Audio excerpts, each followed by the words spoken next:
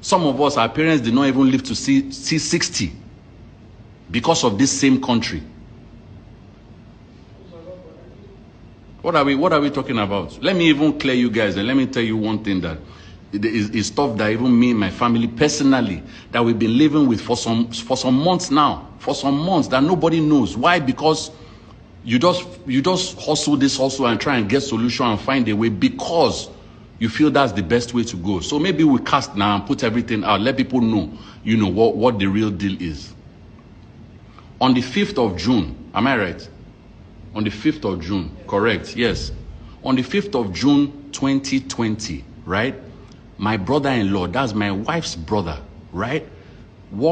He walks, or should I now say walked, because he's dead.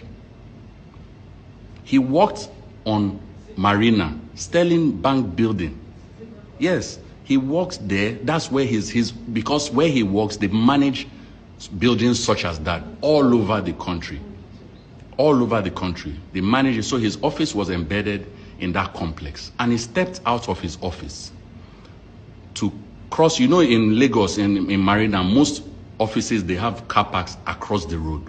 No matter what kind of building it is, unless you have underground car park. He parked across the road in a car park. For him to cross the road, guys watching now, for him to cross the road at a zebra crossing in front of Sterling Bank. He's looking to his right because Marina is a one-way street. Everybody knows that. Him to step as soon and barely did he take TV footage of this, what I'm telling you guys. On that Marina at the zebra crossing, as he stepped 2 steps, of course he's looking to the right side because all the traffic is coming this way. That's how a serving corporal of the Nigerian military, Buratai, and all of you people, all you military people, God will judge you people. At the end of the day, you will see how this thing is going to play out. This guy is serving corporal. This is the low-ranking military officer. I don't care wherever he came from. This guy was doing Okada work in a state. Sanwo-Olu, you banned Okada in Lagos, right? This guy was running Okada, collected money from a passenger from his barracks in Apapa, carried a female passenger all the way on that Okada, of course, no helmet, all of that, and passed to bring her to CMS. For whatever reason, maybe they missed their way. Now passed one way on Marina. On Marina, this is where this story begins. My brother-in-law is crossing the road and this Okada guy speeding. This military guy, even wearing fatigue. Half of it was wearing his fatigue with jeans. That's to show you the decadence and the rot in the system. This guy speeding knocked my brother-in-law to the ground. He fractured his skull right there and then. Right there and then. This is not somebody told me, guys. This is not them say something or no. This right there and then, okay? Fractured his skull, brain injury. Luckily, this guy was caught, this corporal. We don't even know what happened to the passenger. It was just a mess. My brother was rushed. First of all, they rushed him to the nearest hospital at that time. This was Friday, 5th of June. This accident happened around 2:30 or 2:20 in the afternoon, okay? This guy was still alive. They caught this guy as well, the guy who caused this accident, this corporal. I have his name, I have all the details, guys. This thing is far-reaching and we are still on the matter. Till now, no justice. Till now, no justice, okay? Maybe they hired him. Maybe only God knows. We don't know what's happening. This country is a big joke, big mess, big one. A lot of things that a lot of us are caging and chesting, with our full chest. Is God. You understand? Now this guy, okay, we have him, fine. They've arrested him. They took him to the police station. My brother was rushed to St. Nicholas.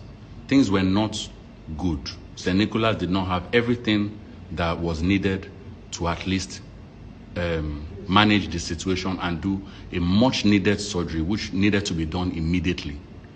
He was rushed to Reddington in VI. This is Friday, 5th of June. Guys, by Monday morning, 6 a.m., June the 8th, my wife and I were on our way to the mortuary to carry our brother that just, he didn't make it. He did not make it. This year, this is just, that's one aspect. Of course, there's been COVID, there's been all kinds of things that all of us have all been dealing with. Then you now add this kind of situation to it. Now, this guy was arrested by the police, okay? He was arrested, and by the following day or that same night, on that Friday, they needed to release him because police cannot hold military because of our laws, whatever. That's their business. This is somebody who wrote a statement. He wrote a statement and said, this is unavoidable, guys. This, just try and understand what we're talking about here. A lot of things that we can avoid just if we do the right things. If we do the right things. If this guy was not riding Okada that is banned in Lagos already, if it's not that he felt invincible, untouchable, would we be talking about what we're talking about this night? Now, he was arrested. They needed to let him go because they say you cannot hold a military guy. No problem. He wrote statements that he did it too. He wrote statements. Even me, I went there to the police station. I wrote statements. I wrote everything. They have all the paperwork. There's no contest. But they've released him to the army because he's a serving army guy. Guys, this is we've since buried my brother. We've since buried him. This is October 20th. Today is October 20th. The military have refused to release this guy. They've refused to release him to the police, to the DPO at the police station concerned. They've refused to release him to face justice. All we want, we are not doing anything extra judicial. Look at people shooting people everywhere right now. Toll gates, indiscriminately, innocent people, shooting them unarmed. We are talking about somebody who has already said he's guilty. He's still in army custody. They've refused to release him. I have you people, if I don't care, I will cast all of you. All. I will mention everybody's name, everybody involved, everybody. You just, maybe we are just starting. People have been calling me, asking, can you imagine the army calling you as a family member, right? You know what your people have done. And all the army is concerned with is to come and pay visits, to come and pay condolence visits to the family. They're asking you for address. Where do you people live? Is that the Nigeria is this the Nigeria we should be living in? Is that so? Asking for address, they want to come and visit you. Visit us for Ogun punish the visit. Visit for what? For what are you looking for? All the family wants is justice. Let this guy leave the army custody and give him to the bloody police. Let them charge him to court.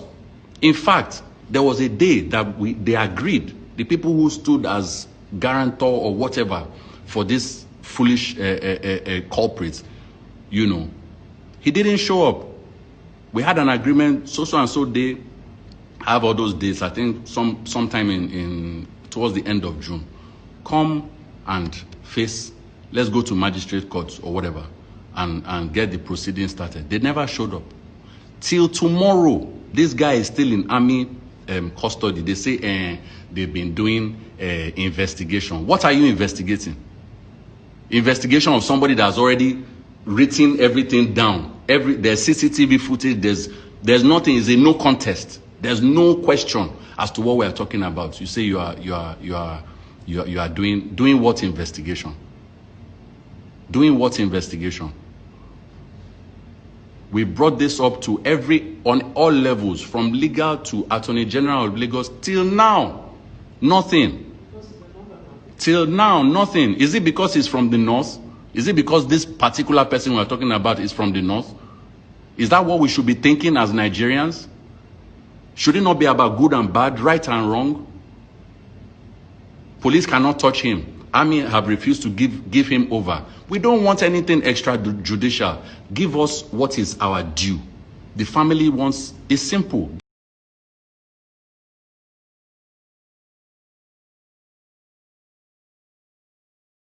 A judge tomorrow, they look at all the evidence, your penalty for your punishment for whatever. It's fine. That's all.